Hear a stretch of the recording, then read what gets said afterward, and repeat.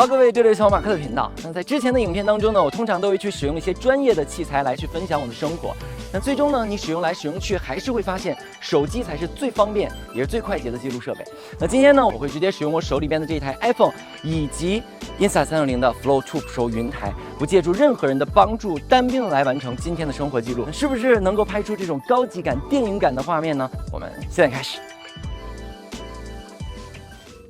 第一个拍摄的方法非常的简单明了，就是把云台放到一个固定的位置，人物走进到画面到镜头中间的位置的时候，稍作停留，或者这样左右的看一下也没问题，但是不能像这样啊。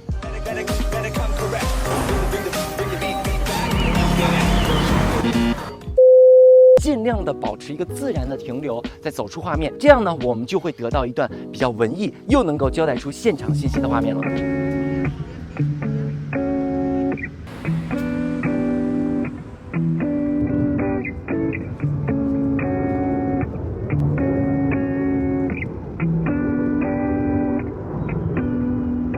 其实这个画面一般我们可以把它用在片头的位置，就可以最直接的去表达出你的心情啊、环境啊，让观众完全进入到这个氛围当中。那完成这个镜头呢，你可以随身携带一个小型的三脚架，但是我会觉得这样比较麻烦，占地方，所以呢，我一般都是直接从兜里边掏出云台，然后把手机直接往上一吸，这样吸附好之后展开，像是现在我们拍摄的这个公路场景，你就打开它内置的这个三脚架，确认好构图放在那儿之后，你再到预定的位置完成行走这个动作就好了，就真的非常非常的简单。每当我们到了一个很喜欢的场景啊，最好的记录其实就是展示沉浸感受的这个画面，就会非常的有故事感。那如果你和我一样非常的喜欢 iPhone 的原相机来去拍摄的话，在这里呢，我们就来操作一个步骤，直接把手机靠近到云台 NFC 这个位置，一处配对。那这个时候呢，这台 iPhone 就可以通过原相机开启追踪模式了。原相机也可以直接追着你啊，就是完全的锁定住你了。这个功能也是我愿意出门一定会用它来搭配手机拍摄的主要原因。这里呢，不得不要给影石鼓个掌，因为这是目前市面上边唯一搭载了苹果最新追踪技术的手机云台。那当追踪灯开始绿色呼吸的时候，说明一切已经准备就绪，不管是前置还是后置摄像头，就都可以开始追踪了。你可以把云台固定好，随意的来感受你现在所在的这个空间，它就会牢牢的、稳稳的跟住每一个动作，可以这样随意的跑上跑下。无限位的这个追踪呢，让你怎么绕着镜头跑都不会出坏。所以呢，我们还可以围着这个云台环绕的跑动。有的时候真的记录下自己最解放、最自由、最真实的这个画面的时候，你在自己回看的时候都会觉得非常的开心。如果我们到了一个比较复杂的场景，比如说会有很多的这种树木，我们就可以直接打开 Insta360的 APP， 使用这里的相机来拍摄。在追踪的过程当中呢，即使被物体遮挡住了，只要你再出现在画面当中，它都能够找回到你，继续的保持追踪。在这儿给大家延展一下啊，第三方的 APP 也可以使用追踪的功能。比如说我们在使用微信视频聊天的时候，刚好你可能在做饭或者手头有一些忙的东西，你就可以直接把云台放到你的桌子上边，一边不停下你手里的事儿，一边跟你男朋友、女朋友去聊天，就我觉得还挺有意思的。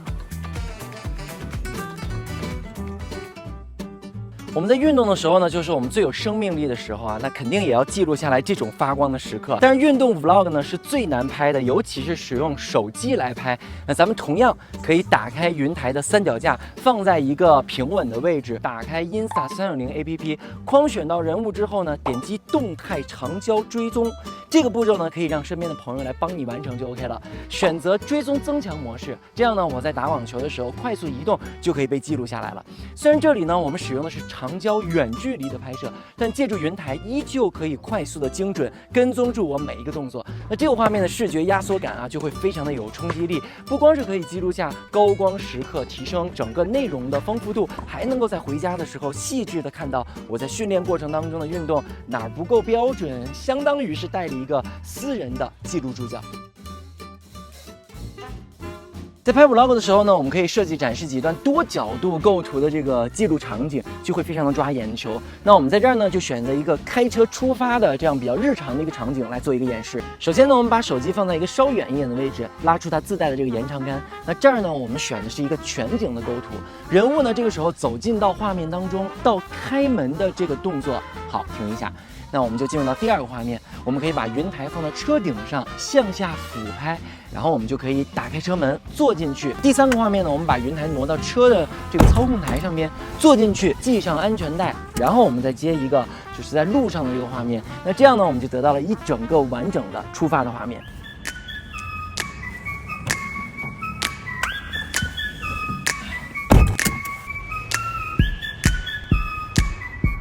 那一般呢，我们都会比较习惯使用前置的镜头来拍摄啊，但是你看我这一段全部都使用的是后置镜头来完成的，就是因为我们可以通过这个自拍镜来去观察你的画面。那最顶端的这个位置，也就是说这个镜面的最中心这个位置，就是居中的位置了。那在我们自己手持云台去自拍的场景下呢，我们也可以使用这个方法。那后置摄像头的这个像素还有它的广角的话，真的确实能够让你的画面强出很多。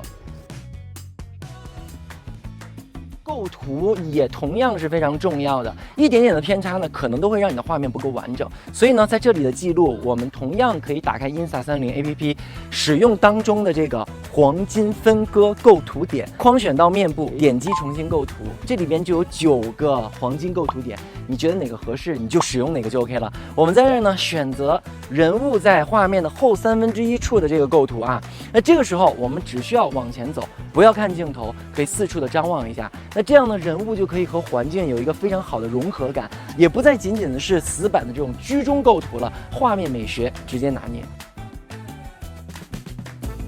当然，我们在拍摄一段 vlog 的时候，肯定不能只拍我们自己啊，也要多多的去拍一些空镜或者是风景。推拉摇移，这个大家会经常用到的4种运镜方式，相信大家都非常的熟悉了。在不同的角度就直接拍就完了。但是在这里呢，我要给大家提个醒，就是你要记得在每一个画面要保持起伏和落伏，这样的话你在后期剪辑的时候，它就会比较连贯一些。拍摄景别方面呢，比如说我们现在正在拍摄的是一个雕塑，我们可以先全景交代一下环境，可以从左到右这样移动一下，借助这个框选追踪，将主体呢保持在构图当中。这个时候在距离近一些，给到一个近景的景别，也可以使用环绕镜头，打开3倍焦距，拉近主体和背景的空间感。在这儿呢，我会常用到的就是一个自由俯仰模式，这个也是 Flow 2 Pro 最新的一个功能啊。拉开内置自拍杆，调整云台到90度，再转动一下，双击扳机键就可以进入到自由俯仰模式。从下向上就可以轻松的拍到这种低角度到高角度的切换，